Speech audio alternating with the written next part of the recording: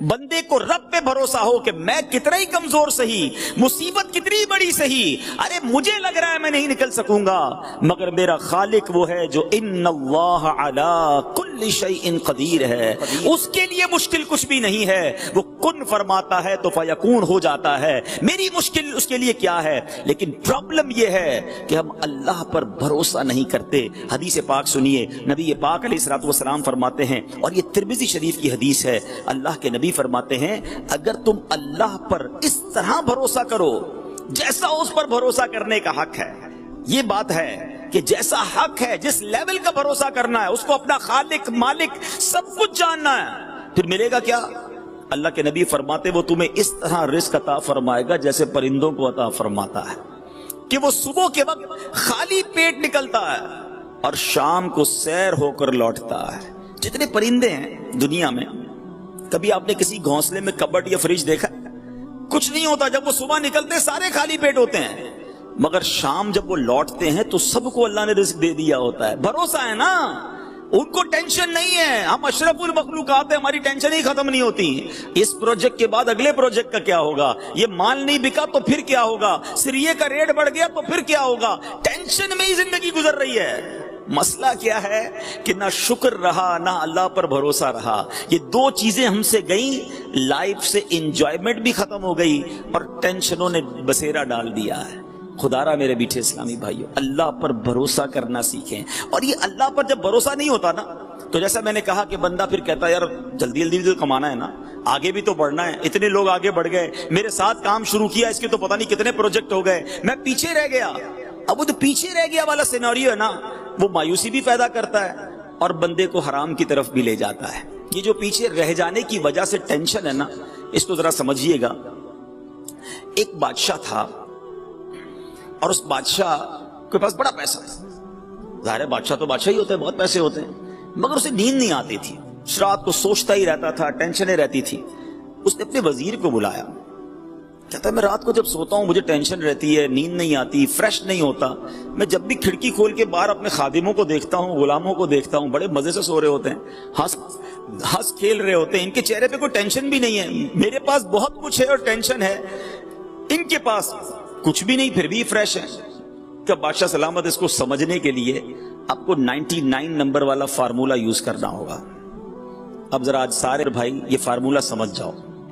اس نے بادشاہ کے غلام کو بلایا کہ ذرا قریب آؤ، اور بادشاہ سلامت سے کہا کہ ذرا 100 اشرفیوں کا ایک انعام کی تھیلی مجھے دیں۔ 100 اشرفیاں، اٹ مینس 100 گولڈ کوئنز، سونے کی اشرفیاں۔ بادشاہ سے وہ تھیلی لی اور اس میں سے ایک کوئن اس نے نکال کر جیب میں رکھ لیا، ایک اشرفی، اور 99 کا تحفہ اس غلام کو دیا کہ جاؤ تمہیں بادشاہ نے 100 اشرفیوں کا تحفہ دیا۔ وہ تو بہت خوش، کبھی زندگی میں اتنی اشرفیاں نہیں دیکھی تھی، دوڑا دوڑا گھر گیا، گھر والوں کو بتایا مبارک ہو، کیا ہوا؟ بادشاہ سلامت نے 100 اشرفیاں دی ہیں، اور کمال ہو گیا، اپنے تو دل پھر گئے، سارے گھر والے خوش، ایوری بڈی بیکم ہیپی۔ تھوڑی دیر بعد جب بہت خوش ہو گئے، بڑا انجوائے کیا، کھانا بھی بڑا اچھا لگا۔ آپ کا بھی جب ڈیل اچھی ہوتی ہے اس دن کھانا بھی بڑا اچھا لگتا ہے، پتہ ہے بندہ اس دن فروٹ بھی گھر والوں کے لیے لے کے جاتا ہے، ارے آج ڈیل بڑی اچھی ہوئی ہے، سودا پلاٹ بڑا کمال کا بکا ہے۔ جس دن ڈیل اچھی ہو اس دن موڈ اچھا، جس دن مندہ اس دن ہمارا بھی موڈ خراب، گھر والوں کا بھی موڈ خراب کر دینا ہے۔ ان کا کیا قصور تھا بھائی؟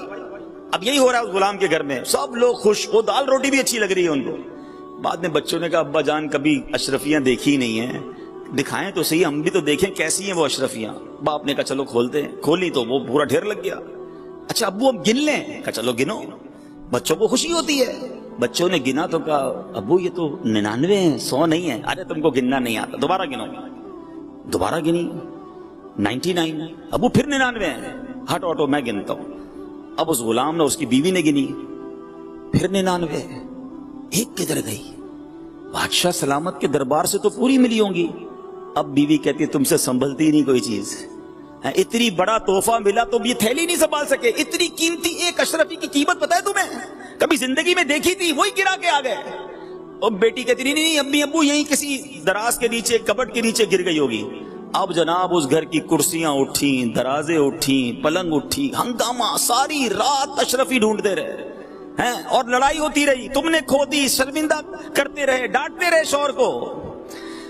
صبح وہ غلام جب واپس بادشاہ کے دربار میں گیا تو آنکھیں سوجی ہوئی لال، جو روز بڑی پکی نیند سوتا تھا وہ بادشاہ کے دربار میں آیا، وزیر نے بلایا، ادھر آؤ، تمہاری آنکھوں کو کیا ہوا؟ بادشاہ بھی بیٹھا، کہا ہوا یہ صاحب کہ وہ رات اشرفیاں تو لے کر گیا، ساری رات گھر میں لڑائی ہوتی رہی، اشرفی ایک کھو گئی ہے۔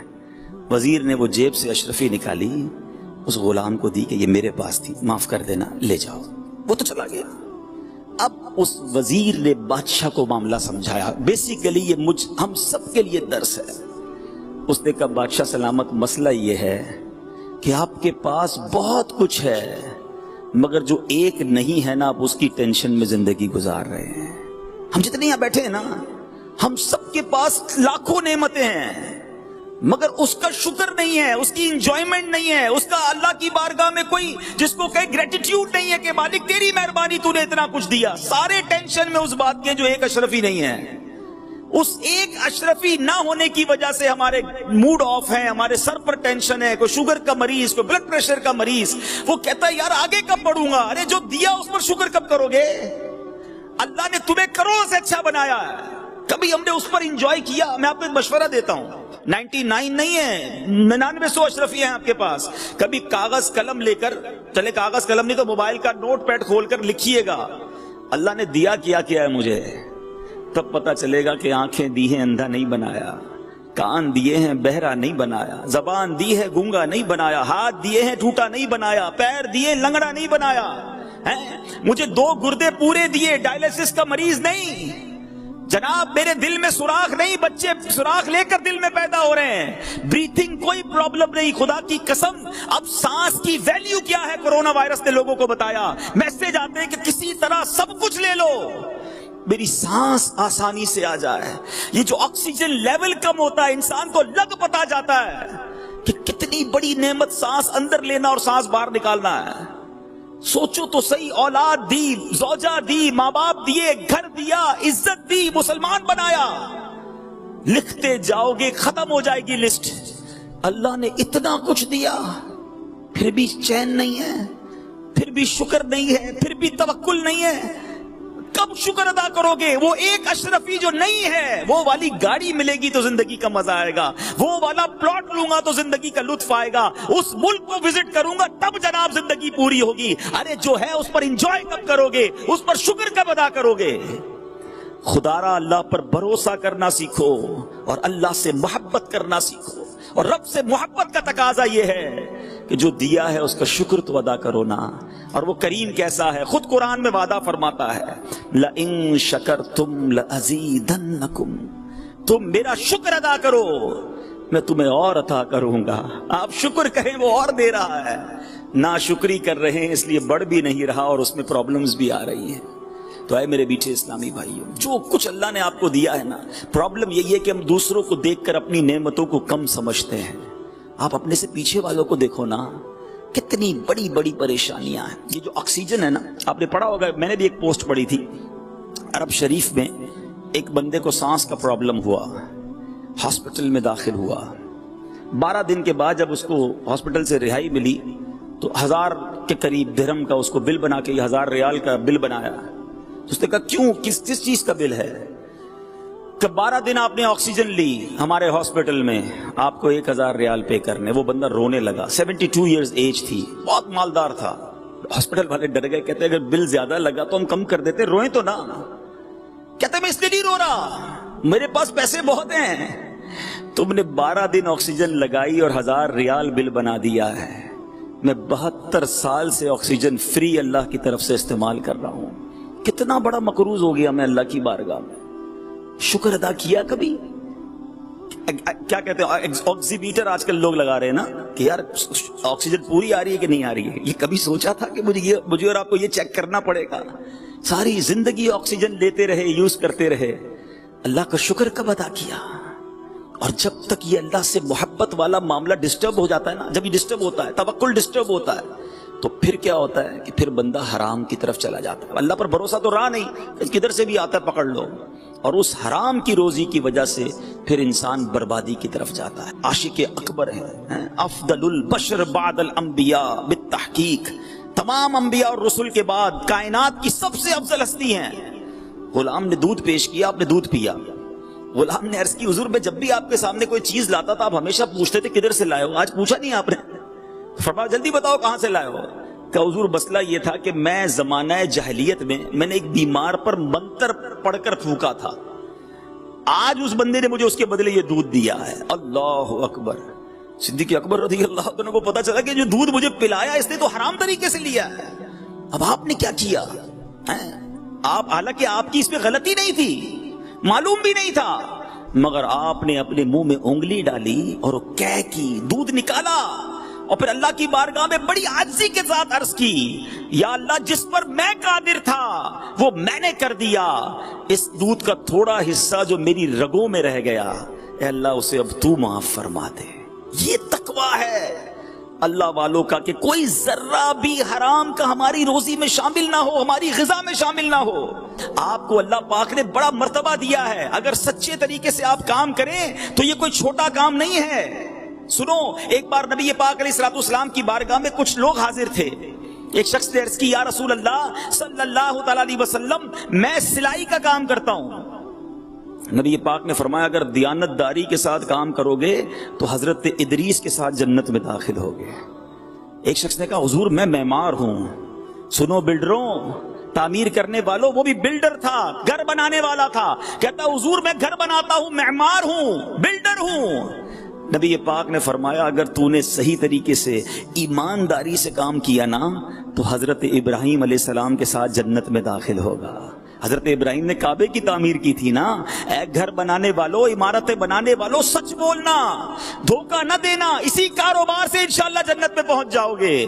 اللہ کے حبیب نے فرمایا اگر ایمانداری سے کام کرو گے تو حضرت ابراہیم کے ساتھ جنت میں داخل ہوگے۔ آگے سنو، تجارت کرنے والے بیٹھے ہیں، بزنس کمیونٹی کے لوگ یہاں بیٹھے ہیں اور مجھے مدنی چینل پر بعد میں سنیں گے۔ اللہ کے حبیب علیہ الصلوۃ والسلام سے ایک شخص نے عرض کی حضور میں تجارت کرتا ہوں، بزنس مین ہوں۔ نبی پاک علیہ الصلوۃ والسلام نے فرمایا اگر تو نے ایمانداری سے کام کیا تو میرے ساتھ جنت میں داخل ہوگا۔ تو یہ ہے اسلام ڈسکریج نہیں کرتا کاروبار کرنے کو، پیسے کمانے کو، لیکن سچ بول کر کریں نا، جھوٹ بول کر، دھوکہ دے کر کسی طرح بس پیسے آ جائیں، گاہک کا بیڑا گرک ہو، کسٹمر کو خراب مال ملتا ہو تو مل جائے، اپنی بکنگ ہونی چاہیے، اپنا سودا بکنا چاہیے۔ یہ ایک بار کر لو گے، دو بار کر لو گے۔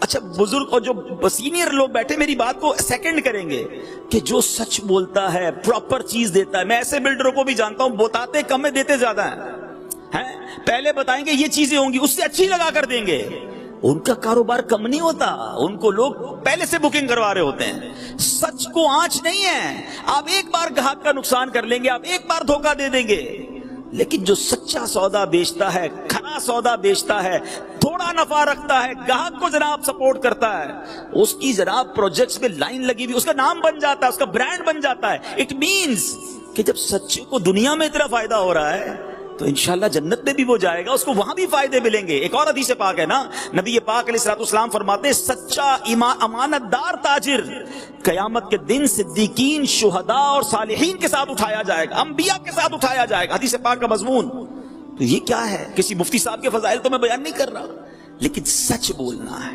دھوکہ نہیں دینا ہے، اللہ پر بھروسہ رکھو۔ آپ سچ، آپ کو شیطان کیا خیال دلوائے گا، یار اب مارکیٹ میں ایسا دور ہی نہیں رہا، میں سچ بولوں گا میرا سودا ہی نہیں بکنا ہے، سارے جناب بتاتے کچھ ہیں، دیتے کچھ ہیں، کیٹلاگ کسی اور طرح کا ہوتا ہے، سودا کچھ اور ہوتا ہے۔ نہیں جناب، یہ کرنا پڑتا ہے۔ آپ پھر توکل کدھر گیا؟ وہی تو میرا بیان ہے نا، بھروسہ کدھر گیا، ایمان کدھر گیا کہ سب غلط کر رہے ہیں تو میں بھی غلط کروں گا تو ہی میرا مال بکے گا؟ نہیں، ایک بات آج ذہن میں بٹھا لیجئے، جو میرے نصیب میں ہے وہ مجھ سے کوئی چھین نہیں سکتا، اور جو میرے نصیب میں نہیں وہ مجھے کوئی دے نہیں سکتا۔ تو جو آپ کے مقدر میں نا وہ آپ کے گھر تک پہنچے گا۔ آپ صبر تو کریں، سچ بولیں، دھوکہ نہ دیں، حلال کا ذہن رکھیں، اور سبحان اللہ حلال روزی کدھر پہنچاتی ہے انسان کو۔ حضرت سعد بن ابی وقاص رضی اللہ تعالیٰ عنہ نے ایک بار نبی پاک سے ایک سوال کیا، سوال سنیے گا، شاید یہ آپ سب کے دل کا سوال ہوگا۔ عرض کرتے ہیں حضور میں مستجاب الدعوات بننا چاہتا ہوں۔ What is the meaning of مستجاب الدعوات؟ مستجاب الدعوات وہ ہوتا ہے کہ جو دعا کرے وہ دعا قبول ہو جائے۔ آپ سارے بھی بننا چاہتے ہیں نا؟ اب اللہ کے نبی علیہ الصلوۃ والسلام نے، آخری نبی علیہ الصلوۃ والسلام نے کوئی لمبی چوڑی لسٹ نہیں دی کہ اے سعد اتنے روزے رکھو، اتنے سجدے کرو، اتنے مجاہدات کرو، تمہاری دعائیں قبول ہونا شروع ہو جائیں گی. نہیں، نبی پاک نے ایک جملے میں جواب دے دیا. فرمایا اے سعد اپنی غذا پاکیزہ کر لو تو مستجاب الدعوات بن جاؤ گے. That's it. روزی سچی، غذا پکی، حلال. اللہ کے بندے کس طرح اللہ پر بھروسہ کرتے اور اپنے بچوں کو بھی توکل سکھاتے تھے. آج تو ہم نے اپنے بچوں کی بھی ٹریننگ کی، بیٹا دیکھ پیسہ ہوگا تو کامیاب ہوگا، دنیا میں پیسے کے علاوہ کچھ نہیں ہے. جب آپ اپنے بچوں کو، اپنے جونیئرز کو یہ ٹرین کرتے ہیں نا تو خود غرضی پیدا ہو جاتی ہے. آج کوئی کسی کو قرضہ نہیں دیتا ہے، قرضے پہ بھی سود لینا ہے، یار پیسے پہ پیسہ ملے گا تو دوں گا، کیونکہ رحم دلی ختم ہو گئی نا. مائنڈ سیٹ یہ بن گیا کہ پیسہ ہی ہوگا تو سب کچھ ہوگا. پہلے تو یہ ذہن سے نکال دو، اگر پیسے سے ہی خوشیاں ملتی ہوتی تو کوئی امیر پھر غم زدہ نہ ہوتا، کسی امیر کو کوئی ٹینشن ہی نہ ہوتی. ہم تو دعوت اسلامی کا شعبہ یہی رکھتے ہیں، بزنس کمیونٹی اور پرسنالٹی سے ملتے ہیں. یقین کریں آپ بھی یہاں بیٹھے ہیں، آپ کو بھی تجربہ ہوگا. بڑے بڑے مالدار جب اکیلے میں مل کر اپنی پوزیشن بتاتے ہیں، اپنے مسائل بتاتے ہیں تو بندہ حیران ہو جاتا ہے کہ یار اتنا دکھی ہے، اس کے گھر میں اتنے مسائل ہیں. تو پیسے سے غم دور نہیں ہوتے، اللہ چاہے تو خوشیاں ملتی ہیں. حضرت احمد بن حرب رحمت اللہ تعالی، اپنی آخری بات کر کے گفتگو ختم کرتا ہوں تاکہ ہم خود بھی توکل کریں، اپنے بچوں کو بھی توکل سکھائیں. آپ کے بارے میں آتا ہے کہ آپ نے اپنے بچے کی کمال کی ٹریننگ کی. بچے کو کہا جب بھوک لگے، گھر میں ایک بڑا سا یوں سمجھے کہ کھڑکی تھی، تو آپ نے بچے سے یہ کہا کہ بیٹا جب تمہیں کھانا کھانا ہونا تو اس کھڑکی کے پاس جا کر اللہ سے دعا کرنا کہ یا اللہ مجھے کھانا دے دے، یا اللہ مجھے روزی دے دے. تمہیں کھانا اس کھڑکی سے مل جایا کرے گا. اور اپنی زوجہ سے کہا کہ جب کھانے کا وقت ہو تو کھڑکی پہ پیچھے سے کھانا رکھ دینا. بیٹا روز جاتا، کھانے کا وقت ہوتا کہ یا اللہ مجھے کھانا دے دے. بیوی ان کی والدہ جو تھی وہ پیچھے سے تھالی رکھ دیتی، وہ کھانا اٹھاتا. اس کو بچپن سے یہ فیل کروایا جا رہا تھا کہ روزی دینے والی ذات رب کائنات کی ہے. وہ بیٹا یہی کرتا رہا. ایک دن ان کی بیٹی، ان کی جو زوجہ تھی، وہ گھبرائے ہوئے حضرت احمد بن حرب کے پاس آئی کہ آج تو کمال ہو گیا. کیا ہوا؟ کب آج کھانے کا ٹائم ہوا میں لیٹ ہو گئی. جب میں دوڑی وہاں گئی تو دیکھا بچہ خود ہی کھانا کھا رہا ہے. میں نے کہا بیٹا یہ کھانا کہاں سے آیا؟ کہا روز اللہ بھیجتا ہے، آج بھی اللہ کی طرف سے آیا. تو حضور یہ بتائیں آج کا کھانا کدھر سے آیا؟ تو حضرت احمد بن حرب کہتے ہیں مجھے اسی دن کا انتظار تھا. اب تم نے کھانا نہیں رکھنا، اب اللہ قریب اسے اپنے غیب کے خزانوں سے عطا فرمائے گا. جب لیول آف توکل یہ ہوتا ہے نا تو غیب کے در کھلتے ہیں، رزق کے دروازے کھلتے ہیں. ایک بزرگ کا بیان ہے کہ وہ دل میں روزی طلب کرنے کے ارادے سے گھر سے نکلے اور ایک جنگل میں سے گزرے. ایک بیابان دیکھا، سناٹے والی جگہ دیکھی اور وہاں ایک لومڑی کو دیکھا. وہ لومڑی بڑی فربا تھی، تروز تازہ تھی، لیکن کمال یہ تھا فریش فیل ہو رہی تھی، تازہ فیل ہو رہی تھی، مگر نہ اس کے ہاتھ پیر تھے اور نہ اس کی آنکھیں تھی، اندھی بھی تھی. تو یہ حیران ہو گئے کہ جب اس کے پیر بھی نہیں ہیں، چل نہیں سکتی، دیکھ نہیں سکتی، تو کھانا کدھر سے آتا ہے؟ بیابان بھی ہے، کوئی جگہ بھی نہیں، کھلانے والا بھی کوئی نہیں. تو سوچنے لگے کہ اللہ تبارک و تعالیٰ نے اس کے کھانے پینے کا انتظام کیا کیا ہے، میں ذرا غور سے دیکھتا ہوں. اب جناب دل میں سوچ ہی رہے تھے کہ اچانک زمین شق ہوئی. زمین کے اندر سے 2 پیالے برآمد ہوئے، ایک پیالہ دودھ کا اور ایک پیالے میں شہد بھرا ہوا تھا. کہا اچھا اللہ نے ایسا انتظام کیا، لیکن یہ پیے گی کیسے؟ دیکھ بھی نہیں سکتی، آگے جا کر اس کو کیسے پیے گی؟ اب یہی سوچ رہے تھے کہ دیکھا کہ قریب پہاڑ سے ایک نہایت خوبصورت بزرگ جو ہے وہ نیچے تشریف لائے اور ان دونوں پیالوں کو اٹھایا اور لومڑی کے پاس لے گئے اور جا کے لومڑی کو پلا دیا.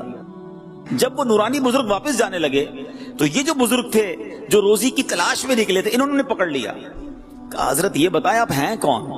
یہ کون سی ڈیوٹی ہے آپ کی کہ آپ اتنا دور سے آئے اور اس لومڑی کو یہ 2 پیالے پلائے آپ نے؟ تو وہ جو بزرگ تھے نورانی چہرے والے کہتے میں ایک فرشتہ ہوں اور اللہ کریم نے میری یہ ڈیوٹی لگائی ہے، یہ خدمت میرے سپرد کی ہے کہ روز صبح و شام یہاں آؤں اور اس لومڑی کو پیٹ بھر کر غذا کھلاؤں. ایک لومڑی کو غذا پہنچانے کا انتظام یہ تھا. اچھا اب وہ بزرگ سوچنے لگے کہ جب اللہ پاک لومڑی کو اتنا زبردست انتظام دے سکتا ہے تو مجھے کیا ضرورت ہے پھر روزی کمانے کی؟ میں بھی اللہ اللہ کرتا ہوں، میں بھی عبادت کرتا ہوں، پھر کاروبار اور نوکری اور اتنی محنت کرنے کی کیا ضرورت ہے؟ انہوں نے جناب ایک کنارہ پکڑا، ایک چشمے کے کنارے چلے گئے اور نماز اور روزے میں مشغول ہو گئے، دن رات عبادت نان سٹاپ۔ 7 دن گزر گئے۔ آفٹر 7 days کوئی رزق نہیں پہنچا، کوئی کھانا لے کر نہیں آیا، بالکل نڈھال ہو گئے، ڈیئر ٹو انکانشیسنس، بے ہوشی کے قریب پہنچ گئے۔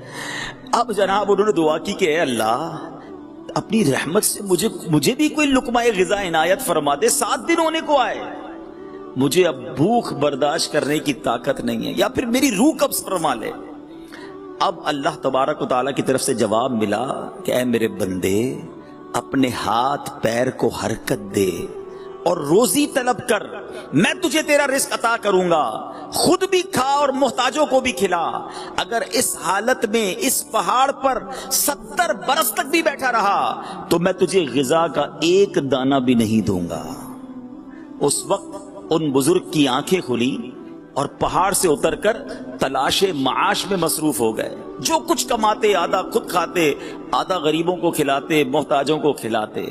اے میرے میٹھے اسلامی بھائیو، اس واقعے سے ہمیں سبق کیا ملتا ہے؟ 2 باتیں ملتی ہیں کہ اللہ پاک نے سب کی روزی کا انتظام لکھ رکھا ہے، سب کا انتظام موجود ہے، سب تک روزی پہنچتی ہے، اور انسانوں کے لیے ضروری کیا ٹھہرا کہ وہ کوشش بھی کریں، توکل ضرور کرنا ہے، مگر توکل اس چیز کا نام نہیں ہے کہ بندہ ہاتھ پہ ہاتھ رکھ کے بیٹھ جائے کہ جناب گھر پہ روزی روز ہر مہینے آ جائے گی۔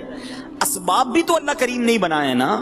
اللہ کریم نے قرآن میں وعدہ فرمایا ہے جو اللہ سے ڈرے اللہ اس کے لیے نجات کا راستہ نکالے گا اور اسے وہاں سے روزی دے گا جہاں اس کا گمان بھی نہیں جائے گا۔ جو اللہ پر بھروسہ کرے اللہ اس کے لیے کافی ہے۔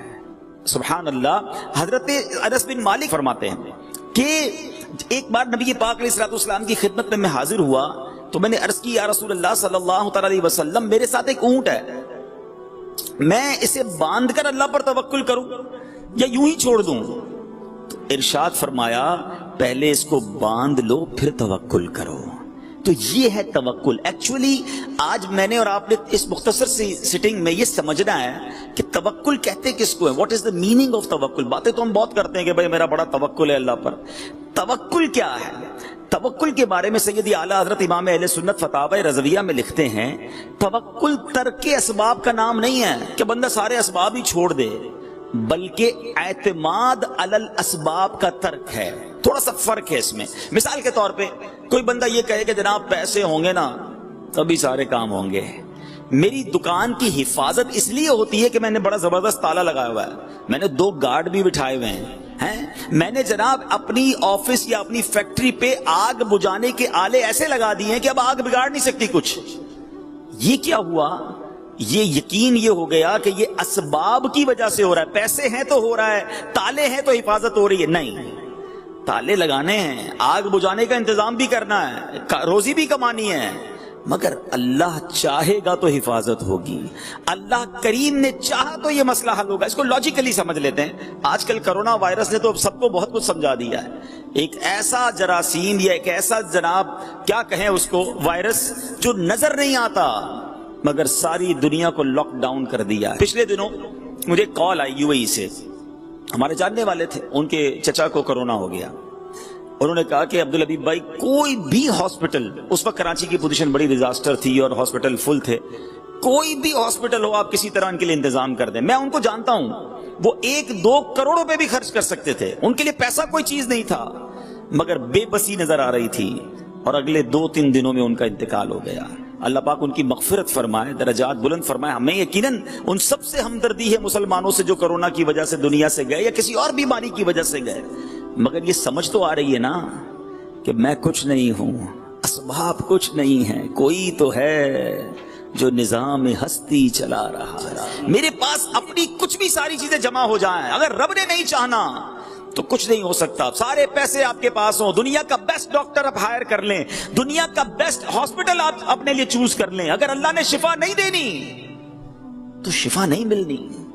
اور غریب ہے، فقیر ہے، پیسے بھی نہیں ہیں، اور کینسر جیسے مرض میں مبتلا ہو گیا ہے، میرے رب نے چاہنا ہے تو رات بیمار سوتا ہے، صبح صحت یاب ہو جاتا ہے، وہ بغیر دوائی کے شفا عطا فرما دیتا ہے۔ تو دیٹ از توکل، کہ اسباب ضرور کیجئے مگر یہ نہ سمجھیے کہ اب اسباب ہو گئے تو اس کام اپنا ہو گیا ہے۔ شیطان ہے نا عجیب عجیب باتیں سجا رہا ہوتا ہے، یار پیسے بہت ضروری ہیں جناب، پیسے ہوں گے تو مدینے بھی تو جائیں گے نا، حج پہ بھی تو جانا ہے۔ ارے یہ بھی بہت سارے لوگوں نے سے دیکھ لیا ہوگا کہ کروڑوں پتی اربوں پتی لوگ ہوتے ہیں، ساری دنیا دیکھی ہوتی ہے، نہیں دیکھا تو کعبہ نہیں دیکھا، مدینہ نہیں دیکھا ہوتا۔ اور آپ نے بھی دیکھے، میں نے بھی دیکھے، ایسے ایسے غریب جن کے پاس اپنا گھر نہیں ہے، آقا نے بلایا تو کتنی بار مدینہ دیکھ لیا۔ کہاں کا منصب، کہاں کی دولت، قسم خدا کی ہے یہ حقیقت کہ جنہیں بلایا ہے مصطفیٰ نے وہی مدینے کو جا رہے ہیں۔ توکل بہت ضروری ہے، اللہ پر بھروسہ، سبحان اللہ۔ اب اس کے فضائل اتنے ہیں کہ جو بندہ اللہ پہ بھروسہ کرتا ہے، اس کے فضائل قرآن و حدیث میں کیسے بیان ہوئے۔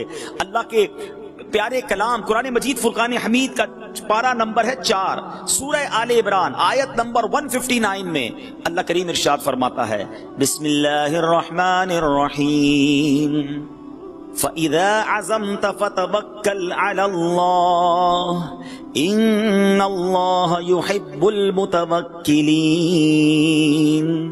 اور جو کسی بات کا پکا ارادہ کر لو تو اللہ پر بھروسہ کرو، بے شک توکل کرنے والے اللہ کو پیارے ہیں۔ جو بھروسہ کرتے نا اللہ پر، پرابلم پتہ کیا ہو گیا ہے، آج کے اس مادی دور میں ہمیں بہت ساری چیزوں پر بھروسہ ہے، ہمیں سب پر بھروسہ ہے، کہتے نہیں مگر حال یہ ہے کہ رب پر بھروسہ نہیں ہے۔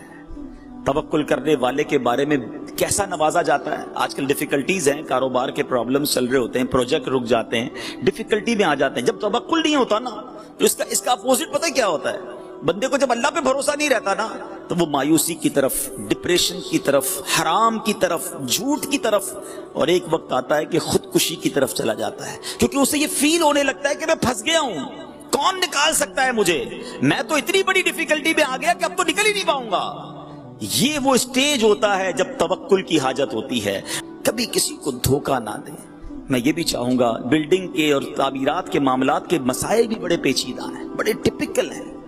آپ اپنے اس پورے بزنس کو، الحمدللہ دعوت اسلامی آپ کو آفر کرتی ہے کہ دارالفتہ اہل سنت سے رابطہ کیجیے اور چیک کروائیے۔ بعض اوقات ڈیل کرنے میں، سودا کرنے میں، بالخصوص بلڈر کو اپنی زکوٰۃ کیسے ادا کرنی ہے، ایک بہت بڑا مارکت الارا مسئلہ ہے۔ اتنا بڑا پروجیکٹ بن رہا ہے، کس رقم پر زکوٰۃ نکالنی ہے، 5 سال میں پیسے آنے ہیں، تو اب کیا 5 سال کی زکوٰۃ ابھی نکلے گی یا بعد میں نکلے گی، ساری چیزیں کبھی آپ کو فکر مند کیا کسی نے؟ ٹیکس کب ہوگا اس کے ٹینشن تو ہے کہ یار اتنا بڑا پروجیکٹ لوں گا، اس کی وائٹ منی کتنی ہوگی، ٹیکس کتنا دینا پڑے گا، کبھی یہ سوچا کہ زکوٰۃ کتنی دینی پڑے گی، اس کے لیے کس مفتی صاحب سے آپ نے رابطہ کیا؟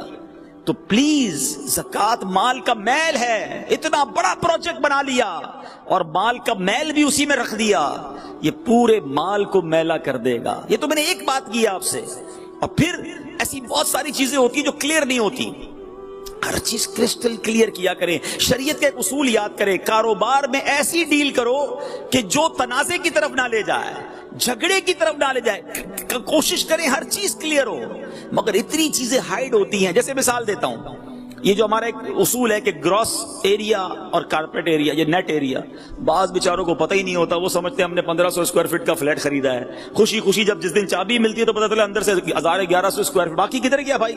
باقی تو گراس ہوتا ہے، لفٹ کا بھی ہے تو سیڑھی کا بھی، پہلے بتاتے نا، آپ لکھ دیں، بڑا بڑا لکھ دیں، کہتے نہیں ہمارے یہاں تو چلتا ہے۔ آپ کلیئر کر دیں کہ بھائی آپ جس گھر میں رہیں گے وہ اتنے اسکوائر فٹ کا ہوگا، کاغذات آپ کو 1500 اسکوائر فٹ کے ملیں گے، اور اس میں ہماری یہ چیزیں شامل ہیں۔ ہر بندہ نہیں جان رہا ہوتا، اور وہ بیچارہ بعض اوقات ہو سکتا ہے آپ سے الجھتا بھی ہو۔ تو شریعت کا کہنا یہی ہے کہ مجہول نہیں ہونا چاہیے، کلیئریفائی کریں، کرسٹل کر دیں۔ بالکل اسی طرح ایک اور پرابلم یہ ہوتی ہے کہ پیمنٹ شیڈول کلیئر نہیں ہوتا، بہت ساری چیزیں ہڈن ہوتی ہیں، بعد میں کوئی نیا ٹیکس آ جاتا ہے، بھائی ابھی رجسٹری کے پیسے بھی دینے، الیکٹرسٹی کے بھی پیسے دینے، آپ نے جتنے پیسے لینے لے لیں، اس کی منع نہیں ہے، لیکن کلیئر کر دینا، پہلے بتا دیں کہ بھائی آپ نے اس طرح پیمنٹ دینی ہے، پھر قبضے پر یہ پیسے بھی دینے ہیں، وہ بعد میں بتائیں گے۔ اچھا بعد میں بندہ کہے گا میں نے نہیں دینا تھا، پلاٹ کینسل کر دو، ویسے ریٹ بڑھ گیا ہوتا ہے، وہ کہتا ہے اچھا بھائی دینے ہی پڑیں گے۔ تو پھنسا کر کیوں بیچنا ہے؟ کیوں چھپا کر بیچنا ہے؟ کیوں ہم نے وہ چھوٹا سا اسٹار لگا کر وہ نیچے سے چھوٹی سی لائن لکھنی ہے؟ بھائی کلیئر بتا دیں، میرے نصیب میں ہوگا تو سودا بکے گا۔ اور یقین کریں سچ بولنے والے کے پاس لوگ زیادہ ہی جاتے ہیں کہ یار یہ جو بات کرتا ہے کھری کرتا ہے، چھپ کے نہیں کرتا۔ لیز بعض اوقات کئی پلاٹس کی ہوتی نہیں، بیچ دیتے ہیں، اچھا بعد میں بتاتے ہیں ابھی لیز نہیں ہوگی۔ تو آپ چھپ چھپا کر چیزیں نہ بیچیں، حلال صاف ستھری ایمانداری سے کام کریں۔ میں نے تو آج آپ کو جنت کا پروانہ بتا دیا ہے کہ معمار بلڈر سچا کام کرے گا، نبی پاک نے فرمایا حضرت ابراہیم کے ساتھ جنت میں جائے گا۔ اللہ کریم مجھے بھی حلال روزی کمانے کی توفیق عطا فرمائے، آپ کو بھی حلال عطا فرمائے۔ میں تو یہ دعا کیا کرتا ہوں، آپ آمین کہہ دو کہ اللہ ہمیں فقط رزق حلال عطا فرما، رزق حرام سے ہمیں اور ہماری نسلوں کو بھی محفوظ فرما۔ وہ حلال بہت دے گا، آپ ہمت کر لو، سود کا کاروبار نہ کریں، کوشش کریں رشوت کا کام نہ کریں، کسی طرح کوئی ایسی آمیزش نہ ہو۔